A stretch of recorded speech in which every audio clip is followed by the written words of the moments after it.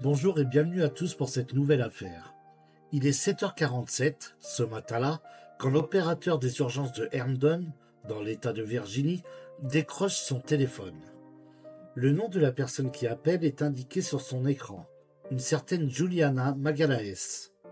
Mais au bout du fil, il n'entend rien sinon un souffle, un gémissement lointain. Allô ? Trop tard. La jeune fille, âgée de 22 ans selon ce qu'indique son état civil, a raccroché. Quelques minutes après, le même nom s'affiche encore sur l'écran du standardiste. Cette fois, il n'a même pas le temps de répondre que la communication est à nouveau coupée. Et c'est seulement à 8h02 qu'enfin une voix résonne à son oreille. Mais c'est celle d'un homme brisé par l'émotion. « Venez vite !» implore ce dernier. « Je viens de tirer avec mon arme de service sur l'individu qui a poignardé ma femme. » Si Brendan Benfield, 38 ans, dispose d'une arme de service, c'est qu'il est de la maison. Qu'on n'aille pas s'imaginer toutefois un vieux matou des ruelles sombres. Il appartient à l'IRS, le fisc américain. Mais il n'en reste pas moins un collègue, et c'est toute sirène hurlante que plusieurs patrouilles foncent chez lui. L'agent Benfield habite dans le quartier le plus cossu de Herndon. Ici, les vastes jardins aux pelouses impeccables se suivent et se ressemblent. Les grandes bâtisses de style colonial aussi. Celle qu'il occupe, une demeure de briques rouges sur 3 étages, transpire l'opulence. Hélas, à l'intérieur, le rêve américain a tourné court. C'est dans la chambre parentale, au premier, que les policiers découvrent l'horreur. Un homme repose au pied du lit, sur la moquette éclaboussée de rouge, le corps criblé de balles. Sur le matelas, une femme entièrement nue se vide de son sang, la peau constellée de plaies profondes. À l'instant où les urgentistes la prennent en charge, elle respire encore faiblement.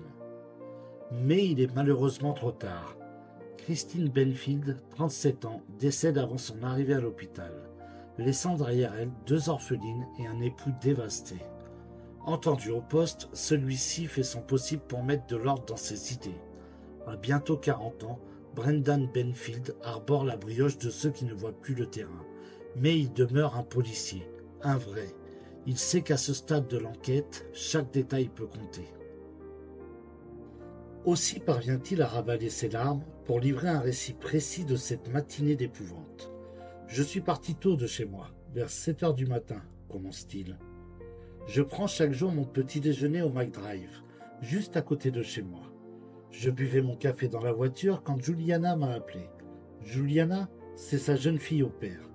Entendue au même moment dans une pièce à part, cette dernière dit également avoir quitté la maison tôt. Madame avait pris 3 tickets pour que j'emmène les filles au zoo. Les traits adorables sous des cheveux blonds platine, la petite Mexicaine travaille pour les Benfield depuis 2 ans. On lui fait donc confiance. Mais en chemin, poursuit-elle, j'ai réalisé que j'avais oublié le pique-nique.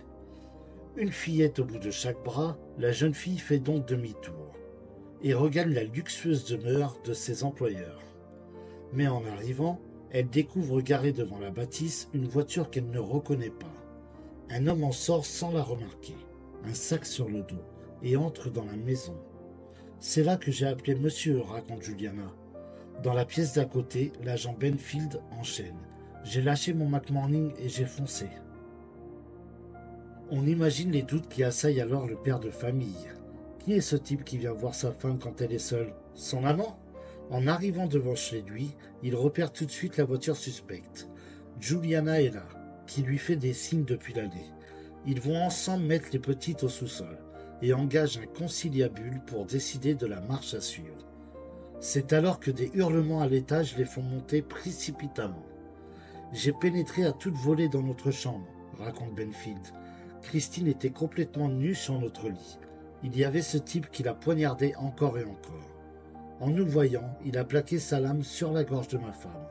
Je n'ai même pas réfléchi. J'ai dégainé mon arme de service et j'ai tiré. Touché, l'intrus lâche sa proie et s'effondre sur la moquette. S'élançant au secours de sa femme, l'agent du fisc confie son arme à la jeune fille au père. « S'il bouge encore, tirez !» ordonne-t-il à la gamine. À une cloison de là, la jolie petite Mexicaine confirme ce récit point par point. Après, j'ai fait comme monsieur a dit, se désole-t-elle. Comme l'homme a bougé, j'ai tiré. Bilan, 2 morts, et pour les enquêteurs, un joli casse-tête. Mais tous partagent déjà la même intuition. Cette histoire de visiteur mystère venu éventrer la victime ne tient pas. Que faisait-elle nue? Sortait-elle de la douche? S'agissait-il de l'amant de Christine? Séduisante sur le papier, l'hypothèse ne tient pas beaucoup mieux. La défunte passait pour une épouse modèle et une mère parfaite. Une vraie fille de l'Amérique, pieuse et bonne cuisinière, que ses amis n'imaginent pas capable du péché de chair.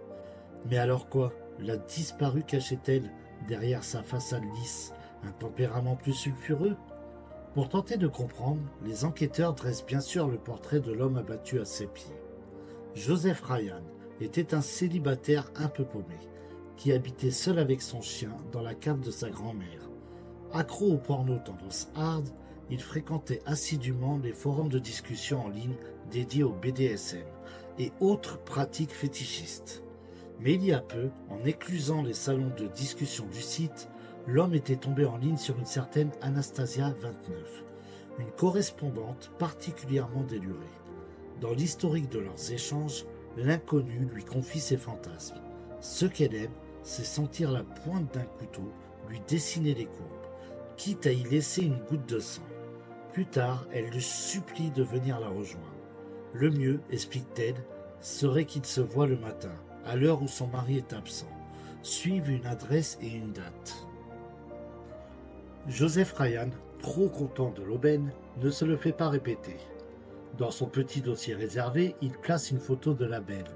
Un cliché devant lequel les policiers restent muets, car il s'agit, on l'a deviné, de Christine Benfield. Sur la base de ces éléments, un scénario criminel se dessine. Joseph Ryan rejoint la fantasmeuse, joue du couteau pour l'émoustiller et à trop s'appliquer pour bien faire, il la tue. Mais cette petite histoire, elle non plus, ne convainc pas les enquêteurs.